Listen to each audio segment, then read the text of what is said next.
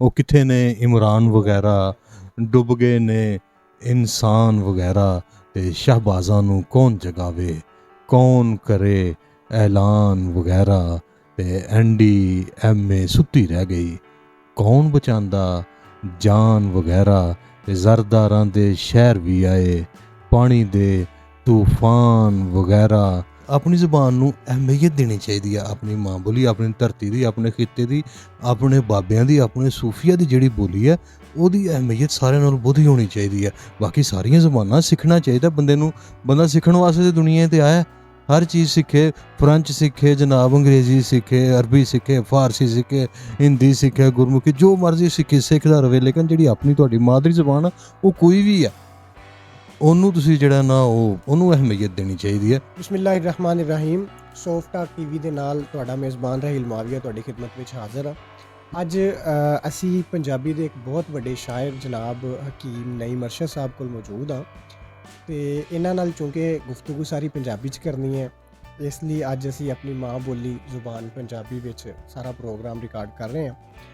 ਤੇ ਤੁਹਾਡੇ ਨਾਲ ਇਨਸ਼ਾਅੱਲਾ ਅੱਜ ਜਿਹੜੀ ਸ਼ਖਸੀਅਤ ਦੀ ਅਸੀਂ ਗੁਫ਼ਤਗੂ ਕਰਵਾਉਣ ਜਾ ਰਹੇ ਹਾਂ, ਇਹ ਫਿਲ ਵਕਤ ਇਸ ਵਕਤ ਦੇ ਮੌਜੂਦਾ ਹਾਲਾਤ 'ਤੇ ਲਿਖਣ ਵਾਲੇ, ਸਮਾਜ 'ਤੇ ਲਿਖਣ ਵਾਲੇ ਔਰ ਸਮਾਜੀ ਇਸ਼ੂਜ਼ 'ਤੇ ਲਿਖਣ ਵਾਲੇ ਬੜੇ ਅੱਛੇ ਮੁਨਫਰਦ ਸ਼ਾਇਰ ਨੇ। ਇਹਨਾਂ ਦਾ ਤਾਲੁਕ ਹੈ ਸ਼ੱਕਰਗੜ੍ਹ ਦੇ ਨਾਲ, ਔਰ ਵੈਸੇ ਕਿੱਥੋਂ ਦੇ ਨੇ ਇਹਨਾਂ ਕੋਲੋਂ ਪੁੱਛਣਾ। ਜੀ अस्सलाम वालेकुम। ਜੀ ਵਾਲੇਕੁਮ ਅਸਲਾਮ। ਹਕੀਮ ਸਾਹਿਬ, ਇੱਥੇ ਸ਼ੱਕਰਗੜ੍ਹ 'ਚ ਕਿਹੜੇ ਪਿੰਡ ਨਾਲ ਤੁਹਾਡਾ ਤਾਲੁਕ? ਜੀ ਮੇਰਾ ਜੰਪਲ ਤੇ ਕਸਬਾ ਸੁੱਖੋ ਚੱਕ ਬਾਰਡਰ ਦੇ ਨਜ਼ਦੀਕ, ਉੱਥੋਂ ਤੋਂ ਜੰਪਲ ਹੈ। ਮੈਟ੍ਰਿਕ ਗੌਰਮੈਂਟ ਹਾਈ ਸਕੂਲ ਸੁੱਖੋ ਚੱਕ ਤੋਂ ਕੀਤਾ, ਉਸ ਤੋਂ ਬਾਅਦ ਅਸੀਂ ਫਿਰ ਸ਼ੱਕਰਗੜ੍ਹ ਸ਼ਿਫਟ ਹੋ ਗਏ। ਫਿਰ ਇੱਥੇ ਹੀ ਸਾਰੇ ਜੋ ਵੀ ਸਨ ਅਦਬੀ ਅਤੇ ਦੂਸਰੀ ਸਾਰੀਆਂ ਮਸਰੂਫੀਆਤ ਉਹ ਫਿਰ ਇੱਥੇ ਦੀਆਂ ਹੋ ਕੇ ਰਹਿ ਗਈਆਂ। ਪੰਜਾਬੀ ਸ਼ਾਇਰੀ ਨਾਲ ਲਗਾਓ ਕਦੋਂ ਹੋਇਆ, ਕਿਸ ਵਜ੍ਹਾ ਤੋਂ ਹੋਇਆ? ਪੰਜਾਬੀ ਜ਼ੁਬਾਨ ਔਰ ਪੰਜਾਬੀ ਸ਼ਾਇਰੀ, ਪੰਜਾਬੀ ਜ਼ੁਬਾਨ ਦੀ ਖਿਦਮਤ ਦਾ ਜਿਹੜਾ ਕੰਮ ਹੈ ਇਹ ਗੁੜਤੀ 'ਚ ਮਿਲਿਆ। ਅਸੀਂ ਨਿੱਕੇ ਹੁੰਦੇ ਸਾਂ ਅਤੇ ਵਾਲਦ ਸਾਹਿਬ ਹਕੀਮ ਅਰਸ਼ਦ ਸ਼ਹਿਜ਼ਾਦ ਸਾਹਿਬ, ਚੇਅਰਮੈਨ ਪੰਜਾਬੀ ਅਦਬੀ ਮਜਲਿਸ ਮਾਂ ਬੋਲੀ ਸ਼ੱਕਰਗੜ੍ਹ, ਉਹਨਾਂ ਦੇ ਦੋਸਤ ਅਹਿਬਾਬ ਨੇ, ਸ਼ਾਇਰ ਨੇ, ਉਹਨਾਂ ਦੀ ਸੇਵਾ ਕਰਨੀ, ਖਿਦਮਤ ਕਰਨੀ ਸਾਰਿਆਂ ਦੀ। ਫਿਰ ਉੱਥੋਂ ਹੀ ਸਿੱਖਿਆ, ਉੱਥੋਂ ਹੀ ਇਹਦੀ ਜਿਹੜੀ ਹੈ ਨਾ ਪੰਜਾਬੀ ਲਿਖਣ ਦੀ, ਪੰਜਾਬੀ ਪੜ੍ਹਨ ਦਾ ਇੱਕ ਤੁਸੀਂ ਕਹਿ ਸਕਦੇ ਹੋ ਕਿ ਨਸ਼ਾ ਜਿਹਾ ਹੋ ਗਿਆ। ਅਤੇ ਉੱਥੋਂ ਫਿਰ ਇਬਤਦਾ ਵੀ ਉੱਥੋਂ ਹੀ ਸ਼ਾਇਰੀ ਦੀ ਹੋਈ, ਸਭ ਕੁਝ ਹੀ ਫਿਰ ਚੱਲਦਾ ਰਿਹਾ ਨਾਲ। ਅਤੇ ਅਸਲ ਜਿਹੜਾ ਨਾ ਉਹ ਇਹਦਾ ਸਾਰੇ ਜਿੰਨਾ ਵੀ ਉਹ ਇਸ ਵੇਲੇ ਮੈਂ ਜੋ ਵੀ ਹੈ ਇਹ ਆਪਣੇ ਜਿਹੜਾ ਨਾ ਉਹ ਵਾਲਦ ਸਾਹਿਬ ਦੀ ਬਦੌਲਤ ਆ। ਜੋ ਵੀ ਉਹਨਾਂ ਨੇ ਉਹਨਾਂ ਕੋਲੋਂ ਰਹਿ ਕੇ ਸਿੱਖਿਆ, ਗੱਲ ਕਰਨਾ ਸਿੱਖਿਆ, ਬੋਲਣਾ ਸਿੱਖਿਆ, ਲਿਖਣਾ ਸਿੱਖਿਆ, ਜਿਹੜੇ ਨੇ ਮੁਆਸ਼ਰਤੀ ਇਸ਼ੂਜ਼ ਇਹਨਾਂ 'ਤੇ ਗੱਲ ਕਰਨਾ ਸਿੱਖਿਆ, ਇਹ ਆਪਣੇ ਵਾਲਦ ਸਾਹਿਬ ਕੋਲੋਂ। ਬਲਕਿ ਮੈਂ ਅਕਸਰ ਇੱਕ ਸ਼ੇਰ ਪੜ੍ਹਨਾ ਹੁੰਦਾ ਕਿ ਜਿਸ ਜਾਚ ਦਸੀਏ ਬੋਲਣ ਦੀ, ਰੱਬ ਖੈਰ ਕਰੇ ਉਸ ਢੋਲਣ ਦੀ। ਸਭ ਤੋਂ ਪਹਿਲਾਂ ਸ਼ੇਰ ਲਿਖਿਆ ਸੀ, ਨਜ਼ਮ ਲਿਖੀ ਸੀ? ਸਭ ਤੋਂ ਪਹਿਲਾਂ ਮੈਂ ਨਜ਼ਮ ਲਿਖੀ ਸੀ, ਔਰ ਉਹ ਨਜ਼ਮ ਕੀ ਸੀ ਜਨਾਬ, ਅਸੀਂ ਸੁੱਖੋ ਚੱਕ ਸਾਡਾ ਤੁਹਾਨੂੰ ਦੱਸਿਆ ਕਿ ਜੰਪਲ, ਉੱਥੋਂ ਅਸੀਂ ਨਿੱਕੇ ਨਿੱਕੇ ਹੁੰਦੇ ਰਹੇ ਹਾਂ। ਅਤੇ ਜਦੋਂ ਸ਼ਾਮ ਨੂੰ ਇਕੱਠੇ ਹੋਣਾ ਨਾ ਮੁੰਡਿਆਂ ਨੇ ਖੇਡਣ ਵਾਸਤੇ, ਅਤੇ ਇੱਕ ਬੋਲ ਹੁੰਦਾ ਰਿਹਾ ਜਿਹਨੂੰ ਕਹਿੰਦੇ ਰਹੇ ਆ ਕਿ ਅੱਕ ਦੀ ਲੱਕੜੀ ਕੜਕਦਾ ਤੇਲ, ਆਓ ਖਿਡਾਰੀਓ ਖੇਡਣੇ ਦਾ ਵੇਲ। ਇਸ ਚੀਜ਼ ਨੂੰ ਮੈਂ ਬੇਸ ਬਣਾ ਕੇ ਨਾ, ਅਤੇ ਉਹ ਪਹਿਲੀ ਨਜ਼ਮ ਮੈਂ ਕਹੀ ਸੀ। ਅਤੇ ਜਦੋਂ ਪਹਿਲੀ ਨਜ਼ਮ ਮੈਂ ਲਿਖੀ ਆ, ਉਦੋਂ ਮੈਨੂੰ ਵਾਲਦ ਸਾਹਿਬ ਕੋਲੋਂ ਪੈਂਟ ਸ਼ਰਟ ਇਨਾਮ ਦੇ ਤੌਰ 'ਤੇ ਮਿਲੇ ਸੀ। ਉਸ ਤੋਂ ਬਾਅਦ ਬ੍ਰੇਕ 'ਤੇ ਪੈਰ ਨਹੀਂ ਰੱਖਿਆ ਮੈਂ, ਫਿਰ ਚੱਲ ਸੋ ਚੱਲ ਕਾ। ਖੁਦ ਲਿਖਿਆ ਹੋਇਆ ਸਭ ਤੋਂ ਜ਼ਿਆਦਾ ਪਸੰਦ ਕੀ ਹੈ, ਜਰਾ ਸੁਣਾਓ। ਇੱਕ ਤੁਸੀਂ ਜਦੋਂ ਜਿਹੜੀ ਹੁੰਦੀ ਹੈ ਨਾ, ਜਿਹੜੀ ਸ਼ਾਇਰੀ ਹੁੰਦੀ ਹੈ, ਸ਼ੇਰ ਹੁੰਦੇ ਨੇ, ਨਜ਼ਮਾਂ ਹੁੰਦੀਆਂ, ਜਾਂ ਜੋ ਵੀ ਤਖਲੀਕਕਾਰ ਕੋਲੋਂ ਜਿਹੜੀ ਵੀ ਚੀਜ਼ ਤਖਲੀਕ ਹੁੰਦੀ ਹੈ, ਉਹ ਉਹਦੇ ਬੱਚਿਆਂ ਵਾਂਗ ਹੁੰਦੀ ਹੈ। ਅਤੇ ਸਾਰੇ ਹੀ ਬੱਚੇ ਜਿਹੜੇ ਨਾ, ਹਰ ਬੰਦੇ ਨੂੰ ਆਪਣਾ ਜਿਹੜਾ ਨਾ ਉਹ ਅਜ਼ੀਜ਼ ਹੁੰਦੇ ਨੇ, ਸਾਰੇ ਬੱਚਿਆਂ ਨਾਲ ਓਨਾ ਹੀ ਪਿਆਰ ਹੁੰਦਾ। ਅਤੇ ਮੇਰੀਆਂ ਬੇਸ਼ੁਮਾਰ ਚੀਜ਼ਾਂ ਨੇ ਵਾਇਰਲ ਨੇ, ਸਭ ਕੁਝ ਹੈ, ਅਤੇ ਸਾਰੇ ਮੈਨੂੰ ਤਾਂ ਆਪਣੀ ਸਾਰੀ ਸ਼ਾਇਰੀ ਪਸੰਦ ਹੈ। ਠੀਕ ਹੈ ਜੀ। ਅਤੇ ਹੁਣ ਤੁਹਾਡਾ ਵੀ ਇਮਤਿਹਾਨ ਹੈ ਕਿ ਜ਼ਿਆਦਾ ਪਸੰਦ ਕਿਹੜੀ, ਉਹ ਜ਼ਰਾ ਸੁਣਾਓ। ਜਿਹੜਾ ਜ਼ੇਨ 'ਚ ਆਉਂਦਾ ਉਹ ਮੈਂ ਸ਼ੇਰ ਸੁਣਾ ਦੇਣਾ, ਲੋਕਾਂ ਨੂੰ ਪਸੰਦ ਨੇ। ਬਲਕਿ ਦੋ ਸ਼ੇਰ ਸੁਣਾ ਦਿੰਦਾ ਮੈਂ। ਅੱਖੀਆਂ ਮੀਟ ਕੇ ਕੰਬਨ ਨਾਲੋਂ, ਅੱਖੀਆਂ ਮੀਟ ਕੇ ਕੰਬਨ ਨਾਲੋਂ, ਅੱਖੀਆਂ ਖੋਲ ਕੇ ਮਰਿਆ ਜਾਏ, ਚੁੱਪ ਰਹਿ ਕੇ ਵੀ ਮਰ ਜਾਣਾ ਏ, ਝੱਲਿਓ ਬੋਲ ਕੇ ਮਰਿਆ ਜਾਏ। ਕਿਆ ਬਾਤ ਹੈ। ਇਹੋ ਹੀ ਆਪਣਾ ਜਿਹੜਾ ਨਾ ਉਹ ਮਕਸਦ ਹੈ। ਕਿ ਸੱਚ ਨੂੰ ਸਾਹਮਣੇ ਲਿਆਂਦਾ ਜਾਵੇ। ਬਲਕਿ ਮੇਰਾ ਇੱਕ ਹੋਰ ਸ਼ੇਰ ਯਾਦ ਆ ਗਿਆ, ਇਹ ਸਾਡੇ ਮੂੰਹੋਂ ਸੱਚ ਬੁਲਾਉਣਾ ਚਾਹੁੰਦੇ ਹੋ, ਮਤਲਬ ਸਾਨੂੰ ਗਾਇਬ ਕਰਾਉਣਾ ਚਾਹੁੰਦੇ ਹੋ। ਅੱਛਾ, ਵਾਹ ਜੀ ਵਾਹ, ਕੀ ਬਾਤ ਹੈ। ਅੱਛਾ ਹਕੀਮ ਸਾਹਿਬ, ਮੈਨੂੰ ਇਹ ਦੱਸੋ ਕਿ ਪੰਜਾਬੀ ਕਦੀ ਬੋਲਣ ਵਿੱਚ ਆਰ ਮਹਿਸੂਸ ਨਹੀਂ ਸੀ ਕੀਤੀ ਜਾਂਦੀ। ਪੰਜਾਬੀ ਹਰ ਕਿਸੇ ਨੂੰ ਆਪਣੀ ਮਾਦਰੀ ਜ਼ੁਬਾਨ ਨਾਲ ਪਿਆਰ ਹੁੰਦਾ ਹੈ। ਆਖਰ ਪੰਜਾਬੀ ਐਡੀ ਮਜ਼ਲੂਮ ਕਿਉਂ ਹੈ ਕਿ ਪੰਜਾਬੀ ਜ਼ੁਬਾਨ ਨੂੰ ਅਹਿਸਾਸੇ ਕਮਤਰੀ ਦੀ ਅਲਾਮਤ ਸਮਝਿਆ ਜਾਂਦਾ?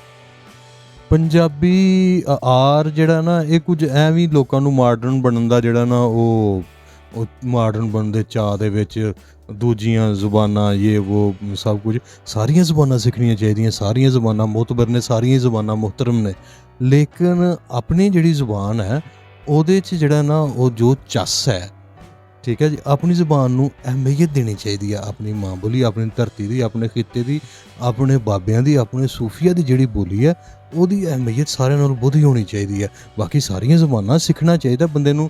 ਬੰਦਾ ਸਿੱਖਣ ਵਾਸਤੇ ਤਾਂ ਦੁਨੀਆ 'ਤੇ ਆਇਆ, ਹਰ ਚੀਜ਼ ਸਿੱਖੇ, ਫਰੈਂਚ ਸਿੱਖੇ ਜਨਾਬ, ਅੰਗਰੇਜ਼ੀ ਸਿੱਖੇ, ਅਰਬੀ ਸਿੱਖੇ, ਫਾਰਸੀ ਸਿੱਖੇ, ਹਿੰਦੀ ਸਿੱਖੇ, ਗੁਰਮੁਖੀ, ਜੋ ਮਰਜ਼ੀ ਸਿੱਖੇ, ਸਿੱਖਦਾ ਰਹੇ, ਲੇਕਿਨ ਜਿਹੜੀ ਆਪਣੀ ਤੁਹਾਡੀ ਮਾਦਰੀ ਜ਼ੁਬਾਨ ਆ ਉਹ ਕੋਈ ਵੀ ਹੈ, ਉਹਨੂੰ ਤੁਸੀਂ ਜਿਹੜਾ ਨਾ ਉਹਨੂੰ ਅਹਿਮੀਅਤ ਦੇਣੀ ਚਾਹੀਦੀ ਹੈ। ਅਤੇ ਜਿਹੜਾ ਮੌਜੂਦਾ ਅੱਗੇ ਦੌਰ ਜਾ ਰਿਹਾ ਨਾ ਜੀ, ਇਹਦੇ ਵਿੱਚ ਪੰਜਾਬੀ ਜ਼ੁਬਾਨ ਵੱਧ ਫੁੱਲ ਰਹੀ ਹੈ ਔਰ ਲੋਕ ਇਹਨੂੰ ਬੋਲਣ ਦੇ ਵਿੱਚ ਫਖਰ ਮਹਿਸੂਸ ਕਰਦੇ ਨੇ, ਮਾਣ ਨਾਲ ਬੋਲਦੇ ਨੇ। ਤੁਸੀਂ ਯੂਨੀਵਰਸਿਟੀਜ਼ 'ਚ ਜਾ ਕੇ ਵੇਖ ਲਵੋ, ਤੁਸੀਂ ਪੋਸ਼ ਜਿਹੜੀਆਂ ਸੁਸਾਇਟੀਜ਼ ਨੇ ਉਹਦੇ 'ਚ ਜਾ ਕੇ ਵੇਖ ਲਵੋ, ਉਹਦੇ 'ਚ ਪੰਜਾਬੀ ਬੋਲਣ ਦਾ ਰੁਝਾਨ ਅੱਗੇ ਨਾਲੋਂ ਵੱਧ ਰਿਹਾ।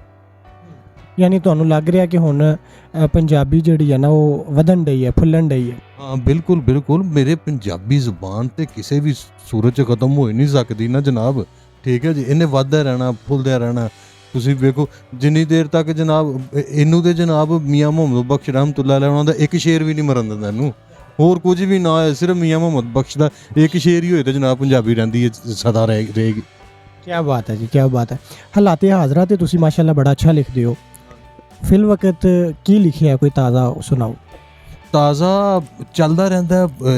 ਮੈਨੂੰ ਕਈ ਦਫਾ ਜਿਹੜਾ ਨਾ ਉਹ ਇੰਨਾ ਕੁ ਕੰਮ ਹੁੰਦਾ ਨਾ, ਮੇਰੇ ਜ਼ਿਹਨ 'ਚੋਂ ਨਿਕਲ ਜਾਂਦਾ ਕਈ ਦਫਾ, ਬਹੁਤ ਸਾਰੀਆਂ ਚੀਜ਼ਾਂ ਨਾ ਜ਼ਿਹਨ 'ਚੋਂ ਨਿਕਲ ਜਾਂਦੀਆਂ ਨੇ, ਕੀ ਚੱਲ ਰਿਹਾ ਕੀ ਨਹੀਂ। ਅਤੇ ਫਿਰ ਉਹ ਹੁਣ ਪਿਛਲੇ ਦਿਨਾਂ ਦੇ ਵਿੱਚ ਉਹ ਆਪਣਾ ਪਾਕਿਸਤਾਨ 'ਚ ਬਹੁਤ ਜ਼ਿਆਦਾ ਤਬਾਹੀ ਹੋਈ ਹੈ ਸੈਲਾਬ ਦੀ ਵਜ੍ਹਾ ਨਾਲ, ਅਤੇ ਉਹਦੇ 'ਚ ਜੋ ਸਾਡਾ ਫਰਜ਼ ਸੀ ਆਵਾਜ਼ ਚੁੱਕਣਾ, ਜਿਹੜੇ ਮਜ਼ਲੂਮ ਲੋਕ ਨੇ, ਜਿਹੜੇ ਵਿਚਾਰੇ ਜਿਨ੍ਹਾਂ ਦਾ ਘਰ-ਬਾਰ ਰੁੜ ਗਿਆ, ਤਬਾਹ ਹੋ ਗਏ, ਬਰਬਾਦ ਹੋ ਗਏ ਜਿਹੜੇ ਲੋਕ, ਉਹਨਾਂ ਦੀ ਆਵਾਜ਼ ਬਣਨਾ। ਅਗਰ ਸਾਡੇ ਕੋਲ ਸਰਮਾਇਆ ਨਹੀਂ ਹੈ, ਪੈਸਾ ਨਹੀਂ ਹੈ, ਅਸੀਂ ਕਿਸੇ ਤਰ੍ਹਾਂ ਨਾਲ ਬੇਬਸਾ ਨਹੀਂ ਮਦਦ ਕਰ ਸਕਦੇ, ਲੇਕਿਨ ਸਾਡੇ ਕੋਲ ਕਲਮ ਹੈ, ਸਾਡੀ ਆਵਾਜ਼ ਹੈ, ਸਾਡੀ ਆਵਾਜ਼ ਲੋਕ ਸੁਣਦੇ ਨੇ, ਅਸਾਂ ਉਹਨਾਂ ਦੀ ਆਵਾਜ਼ ਲੋਕਾਂ ਤੱਕ ਪਹੁੰਚਾਈ ਹੈ। ਮਸਲਨ ਉਹ ਸਨ, ਮੇਰਾ ਖਿਆਲ ਹੈ ਕਿ ਪੂਰੇ ਪਾਕਿਸਤਾਨ 'ਚ ਬਲਕਿ ਬਾਹਰ ਵੀ ਵਾਇਰਲ ਹੋਏ ਨੇ, ਉਹ ਕਿੱਥੇ ਨੇ ਇਮਰਾਨ ਵਗੈਰਾ, ਡੁੱਬ ਗਏ ਨੇ ਇਨਸਾਨ ਵਗੈਰਾ, ਅਤੇ ਸ਼ਹਿਬਾਜ਼ਾਂ ਨੂੰ ਕੌਣ ਜਗਾਵੇ, ਕੌਣ ਕਰੇ ਐਲਾਨ ਵਗੈਰਾ, ਅਤੇ NDMA ਸੁੱਤੀ ਰਹਿ ਗਈ, ਕੌਣ ਬਚਾਉਂਦਾ ਜਾਨ ਵਗੈਰਾ, ਅਤੇ ਜ਼ਰਦਾਰਾਂ ਦੇ ਸ਼ਹਿਰ ਵੀ ਆਏ, ਪਾਣੀ ਦੇ ਤੂਫਾਨ ਵਗੈਰਾ। ਉਹ ਇਸੇ ਤਰ੍ਹਾਂ ਹੀ ਉਹ ਹੋਰ ਨਾ ਉਂਗਲ ਚੁੱਕ ਹਕੀਮਾਂ ਮਾਰਨਗੇ ਦਰਬਾਨ ਵਗੈਰਾ, ਕਾਫੀ ਸ਼ੇਰ ਨੇ ਇਹਦੇ।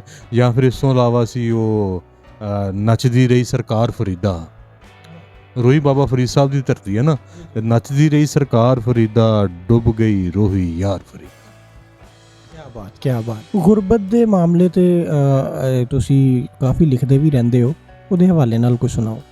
ਮੈਂ ਇਸ ਬੇਬਹਾ ਲਿਖਿਆ ਇਹਦੇ 'ਤੇ, ਔਰ ਨਜ਼ਮਾਂ ਨੇ, ਕਾਫੀ ਸਾਰੀਆਂ ਨਜ਼ਮਾਂ ਨੇ। ਅਤੇ ਉਹ ਮੇਰਾ ਇੱਕ ਸ਼ੇਰ ਸੀ, ਉਹ ਰਾਸ਼ਨ ਵੰਡਣ ਵਾਲੇ ਲੋਕੋ, ਇੱਦੋਂ ਬਾਅਦ ਵੀ ਭੁੱਖ ਲੱਗਦੀ ਹੈ। ਅਤੇ ਮੈਂ ਕੋਈ ਨਜ਼ਮ ਸ਼ੇਅਰ ਕਰ ਦਿੰਦਾ ਤੁਹਾਡੇ ਨਾਲ। ਜੀ ਸੁਣਾਓ ਜੀ। ਇਹ ਜਨਾਬ ਉਹਨਾਂ ਲੋਕਾਂ ਲਈ ਹੈ ਜਿਹੜੇ ਕਹਿੰਦੇ ਨੇ ਜੀ ਕਿ ਇਸ ਮੁਆਸ਼ਰੇ 'ਚ ਭੁੱਖ ਨਹੀਂ ਹੈ, ਸਾਰੇ ਪੇਟ ਭਰ ਕੇ ਸੌਂਦੇ ਨੇ, ਸਾਰੇ ਜਨਾਬ ਰੋਟੀ ਰੱਜ ਕੇ ਖਾਂਦੇ ਨੇ, ਐਵੇਂ ਤੁਸੀਂ ਗੱਲਾਂ ਕਰਦੇ ਹੋ। ਉਹਨਾਂ ਲੋਕਾਂ ਵਾਸਤੇ ਹੈ, ਉਹਨਾਂ ਆਵਾਜ਼ਾਂ ਵਾਸਤੇ ਹੈ ਜਿਹਨੇ ਜਨਾਬ ਇੱਥੋਂ ਲੈ ਕੇ ਅਤੇ ਉਹ ਪਰੇ ਜਨਾਬ 5 ਮੀਟਰ ਤੱਕ ਲੰਬੀ ਗੱਡੀ ਹੁੰਦੀ ਹੈ ਜਿਹਨਾਂ ਕੋਲ, ਠੀਕ ਹੈ ਜੀ। ਇਹ ਉਹਨਾਂ ਵਾਸਤੇ ਹੈ ਕਿ ਉਹ ਕਹਿੰਦਾ ਐਵੇਂ ਹੀ ਭੁੱਖ ਕਰਦੇ ਪਏ ਹੋ, ਦੱਸੋ ਮੈਨੂੰ ਕਿਹੜਾ ਬੰਦਾ ਹੈ ਜਿਹੜਾ ਭੁੱਖਾ ਸੌਂਦਾ ਹੈ, ਕਿਹੜਾ ਬਾਲ ਹੈ ਜਿਹੜਾ ਭੁੱਖਾ ਰੋਂਦਾ ਹੈ, ਐਵੇਂ ਹੀ ਭੁੱਖ ਕਰਦੇ ਪਏ ਹੋ। ਸ਼ੁਕਰ ਕਰੋ ਕਿ ਲੱਭਦੀ ਪਈ ਏ, ਸਬਰ ਕਰੋ ਤੇ ਲੱਭ ਜਾਵੇਗੀ। ਉਹ ਕੀ ਜਾਣੇ, ਉਹ ਕੀ ਜਾਣੇ ਰੁੱਖੀ ਸੁੱਖੀ ਸੰਗਿਓਂ ਥੱਲੇ ਕਿੰਜ ਲੰਘਦੀ ਏ। ਕਿਵੇਂ ਪੀਤਾ ਜਾ ਸਕਦਾ ਹੈ ਖਾਰਾ ਪਾਣੀ, ਕਿਵੇਂ ਕੱਚੀ ਛੱਤ ਦੇ ਥੱਲੇ ਧੁੱਪ ਧੁੱਪ ਕਰਦੇ ਮੀਂਹ ਦੀ ਰੁੱਤੇ ਥਰ ਥਰ ਕੰਬਦੇ ਲੋਕੀ ਸੌਂਦੇ। ਉਹ ਕੀ ਜਾਣੇ ਨਿੱਕੇ ਨਿੱਕੇ ਬਾਲ ਵਿਚਾਰੇ ਨਿੱਕੀਆਂ ਨਿੱਕੀਆਂ ਸਦਰਾਂ ਲੈ ਕੇ ਨਿੱਕੇ ਨਿੱਕੇ ਦਿਲਾਂ ਦੇ ਅੰਦਰ ਉੱਚੀ ਉੱਚੀ ਕਿੰਜ ਰੋਂਦੇ ਨੇ। ਉਹ ਕੀ ਜਾਣੇ ਬਿਨਾਂ ਦਵਾਈਆਂ ਤੰਦਰੁਸਤੀ ਦੀ ਐਕਟਿੰਗ ਕਿਵੇਂ ਹੋ ਜਾਂਦੀ। ਉਹ ਕੀ ਜਾਣੇ ਬਿਨਾਂ ਦਵਾਈਆਂ ਤੰਦਰੁਸਤੀ ਦੀ ਐਕਟਿੰਗ ਕਿਵੇਂ ਹੋ ਜਾਂਦੀ ਏ। ਉਹ ਕੀ ਜਾਣੇ ਈਦਾਂ ਤੇ ਸ਼ਬਰਾਤਾਂ ਉੱਤੇ ਲੋਕਾਂ ਅੱਗੇ ਤਲੀਆਂ ਢਾ ਕੇ ਕੱਪੜਾ ਲੱਥਾ ਕਿੰਜ ਬਣਦਾ ਏ। ਉਹ ਕੀ ਜਾਣੇ ਰਾਸ਼ਨ ਧਾਰਾ ਲੈਣ ਦੀ ਖਾਤਰ, ਉਹ ਕੀ ਜਾਣੇ ਰਾਸ਼ਨ ਧਾਰਾ ਲੈਣ ਦੀ ਖਾਤਰ ਬੇਸ਼ਕਲੇ ਦੇ ਕੁਝ ਹੱਥ ਨੂੰ ਜਿਸਮ ਗਵਾਰਾ ਕਿੰਜ ਕਰਦੇ। ਉਹ ਕੀ ਜਾਣੇ ਉਹਨੂੰ ਆਖੋ ਸਾਡੀ ਇੱਕ ਦੋ ਰੋਟੀ ਵੀ ਨਹੀਂ ਪਚਦੀ ਤੈਨੂੰ, ਸਾਨੂੰ ਸਬਰ ਸ਼ਾਕਰ ਰਹਿਣ ਦਾ ਆਖ ਰਿਹਾ ਏ। ਆਪ ਤਵੱਕਲ ਕਿਉਂ ਨਹੀਂ ਕਰਦਾ ਰੱਬ ਦੇ ਉੱਤੇ। ਕਣਕਾਂ ਦੇ ਨਾਲ ਭਰੇ ਭੜੋਲੇ ਕਾਦੇ ਲਈ ਨੇ। ਕੀ ਬਾਤ ਹੈ ਜੀ, ਕੀ ਬਾਤ। ਕਣਕਾਂ ਦੇ ਨਾਲ ਭਰੇ ਭੜੋਲੇ ਕਾਦੇ ਲਈ ਨੇ। ਮਹਿੰਗੀਆਂ ਗੱਡੀਆਂ ਦੇ ਰੌਲੇ ਕਾਦੇ ਲਈ ਨੇ। ਸਿਰ ਤੋਂ ਲੈ ਕੇ ਪੈਰਾਂ ਤੀਕ ਬ੍ਰਾਂਡਡ ਸ਼ਾਵਾਂ, ਮਲਟੀਨੈਸ਼ਨਲ ਕੰਪਨੀਆਂ ਦੇ ਮਿਨਰਲ ਵਾਟਰ ਛੱਡ ਕੇ ਸਭ ਕੁਝ ਕੱਚੀ ਬਸਤੀ ਦੇ ਵਿੱਚ ਕੱਚਾ ਕੋਠਾ ਪਾ, ਖਾਰਾ ਪਾਣੀ ਪੀ ਤੇ ਰੁੱਖੀ ਸੁੱਕੀ ਖਾ, ਧੁੱਪੇ ਖੱਜਲ ਹੋ ਤੇ ਸ਼ਾਮੀ ਮੂੰਹ ਲੁਕਾ। ਆ ਜਾ ਤੂੰ ਵੀ ਸੱਚੇ ਰੱਬ ਦਾ ਸ਼ੁਕਰ ਮਨਾ, ਆਪਣੇ ਆਪ ਕੋਲੋਂ ਵੀ ਥੋੜਾ ਸਬਰ ਕਰਾ, ਆਪਣੇ ਆਪ ਕੋਲੋਂ ਵੀ ਥੋੜਾ ਸਬਰ ਕਰਾ। ਅੱਛਾ ਹਕੀਮ ਸਾਹਿਬ, ਤੁਹਾਨੂੰ ਯਾਦ ਹੋਏਗਾ ਕਿ ਸਾਡੇ ਸਕੂਲਾਂ ਵਿੱਚ ਕਾਲਜਾਂ ਵਿੱਚ ਪੰਜਾਬੀ ਬਤੌਰੇ ਨਿਸਾਬ ਪੜ੍ਹਾਈ ਜਾਂਦੀ ਸੀ, ਜਿਹੜੀ ਹੁਣ ਤੇ ਤਕਰੀਬਨ ਨਪੈਦ ਹੁੰਦੀ ਜਾ ਰਹੀ ਹੈ।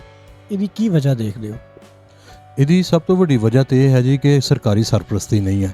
ਸਾਡੀ ਪੰਜਾਬ 'ਚ ਜਿਹੜੀ ਵੀ ਸਰਕਾਰ ਆਉਂਦੀ ਹੈ ਉਹ ਸਰਕਾਰ ਤੇ ਪੰਜਾਬ ਦੀ ਹੁੰਦੀ ਹੈ, ਲੇਕਿਨ ਪੰਜਾਬੀ ਹੋਣ ਦਾ ਹੱਕ ਅਦਾ ਨਹੀਂ ਕਰਦੀ। ਉਹ ਜਿਹੜੇ ਮਰਜ਼ੀ ਆਣ, ਭਾਵੇਂ ਗੁਜਰਾਤੀ ਆ ਜਾਣ, ਭਾਵੇਂ ਲਾਹੌਰੀ ਆ ਜਾਣ, ਭਾਵੇਂ ਜਿਹੜੇ ਮਰਜ਼ੀ ਆ ਜਾਣ, ਉਹ ਇਕਤਦਾਰ 'ਚ ਆ ਕੇ ਤੇ ਪੰਜਾਬੀ ਨੂੰ ਭੁੱਲ ਜਾਂਦੇ ਨੇ, ਪੰਜਾਬੀ ਜ਼ੁਬਾਨ ਨੂੰ ਭੁੱਲ ਜਾਂਦੇ ਨੇ, ਆਪਣੀ ਮਾਦਰੀ ਜ਼ੁਬਾਨ ਨੂੰ ਭੁੱਲ ਜਾਂਦੇ ਨੇ, ਆਪਣੇ ਸੂਫੀਆਂ ਨੂੰ ਭੁੱਲ ਜਾਂਦੇ ਨੇ, ਆਪਣੇ ਬਾਬਿਆਂ ਨੂੰ ਭੁੱਲ ਜਾਂਦੇ ਨੇ, ਆਪਣੇ ਕਲਚਰ ਨੂੰ ਭੁੱਲ ਜਾਂਦੇ ਨੇ। ਲੇਕਿਨ ਸਾਡੀ ਬਦਕਿਸਮਤੀ ਹੈ ਕਿ ਅਸੀਂ ਫਿਰ ਬਾਰ-ਬਾਰ ਉਹਨਾਂ ਲੋਕਾਂ ਨੂੰ ਹੀ ਚੁਣਦੇ ਹਾਂ ਜਿਹੜੇ ਲੋਕ ਅਸੈਂਬਲੀ ਦੇ ਵਿੱਚ ਜਾ ਕੇ ਵੀ ਆਪਣੀ ਜ਼ੁਬਾਨ ਦੇ ਵਿੱਚ ਗੱਲ ਨਹੀਂ ਕਰ ਸਕਦੇ। ਸਾਡੀ ਪੰਜਾਬ ਸਰਕਾਰ ਦੇ ਅੱਗੇ ਖੁਸੂਸੀ ਤੌਰ 'ਤੇ ਇਹੋ ਹੀ ਮੰਗ ਹੈ ਕਿ ਪੰਜਾਬੀ ਜ਼ੁਬਾਨ ਨੂੰ ਸਰਕਾਰੀ ਜ਼ੁਬਾਨ ਬਣਾਇਆ ਜਾਵੇ, ਦਫ਼ਤਰੀ ਜ਼ੁਬਾਨ ਬਣਾਇਆ ਜਾਵੇ, ਜਿਹੜੀ ਆਮ ਫਹਿਮ ਬੰਦਾ ਦਫ਼ਤਰ 'ਚ ਜਾ ਕੇ ਜਿਹਨੂੰ ਕਿਸੇ ਕਿਸਮ ਦਾ ਕੋਈ ਝਾਕਾ ਨਾ ਹੋਵੇ, ਖੁੱਲ੍ਹ ਕੇ ਆਪਣੀ ਜ਼ੁਬਾਨ 'ਚ ਗੱਲ ਕਰ ਸਕੇ। ਸਿੰਧ 'ਚ ਦੇਖੋ ਸਿੰਧੀ 'ਚ ਹੈ, ਪਸ਼ਤੋ 'ਚ ਹੈ, ਸਾਰੇ ਜਿਹੜਾ ਨਾ ਆਪਣੀ ਆਪਣੀ ਜ਼ੁਬਾਨ ਦੇ ਵਿੱਚ ਹੈ। ਸਿਰਫ ਪੰਜਾਬ 'ਚ ਹੀ ਸਭ ਤੋਂ ਵੱਡਾ ਸੂਬਾ ਔਰ ਸਭ ਤੋਂ ਵੱਡੀ ਇੱਥੇ ਨਾ ਅਹਿਲੀ ਇਹ ਹੈ ਕਿ ਇੱਥੇ ਜਿਹੜਾ ਨਾ ਉਹ ਆਪਣੀ ਜ਼ੁਬਾਨ ਜਿਹੜੀ ਹੈ ਨਾ ਉਹਦੇ 'ਚ ਨਾ ਗੱਲ ਕਰ ਸਕਦਾ, ਨਾ ਉਹਦੇ 'ਚ ਆਪਣਾ ਸਰਕਾਰੀ ਮਵਾਦ ਉਹਦੇ 'ਚ ਮਿਲਦਾ ਹੈ। ਠੀਕ ਹੈ। ਅੱਛਾ, ਤੁਹਾਡੀ ਇੱਕ ਨਜ਼ਮ ਹੈ ਵੱਡਿਓ ਸਪੇਰਿਓ, ਉਹ ਜ਼ਰਾ ਸੁਣਾਇਆ ਜੀ। ਬਿਸਮਿਲ੍ਲਾ ਜ਼ਰੂਰ। ਉਹ ਵੱਡਿਓ ਸਪੇਰਿਓ ਸੱਪ ਤੁਸੀਂ ਪਾਲਦੇ ਹੋ, ਡੰਗ ਸਾਨੂੰ ਵੱਜਦੇ ਨੇ, ਸਾਹ ਸਾਡੇ ਸੁੱਕਦੇ ਨੇ, ਰੰਗ ਸਾਡੇ ਉੱਡਦੇ ਨੇ। ਵੱਡਿਓ ਸਪੇਰਿਓ ਸੱਪ ਤੁਸੀਂ ਪਾਲਦੇ ਹੋ, ਡੰਗ ਸਾਨੂੰ ਵੱਜਦੇ ਨੇ, ਸਾਹ ਸਾਡੇ ਸੁੱਕਦੇ ਨੇ, ਰੰਗ ਸਾਡੇ ਉੱਡਦੇ ਨੇ। ਉਹ ਸੱਪਾਂ ਨੂੰ ਜੇ ਪਾਲ ਕੇ ਤੇ ਸਾਂਭ ਨਹੀਂ ਸਕਦੇ, ਉਹ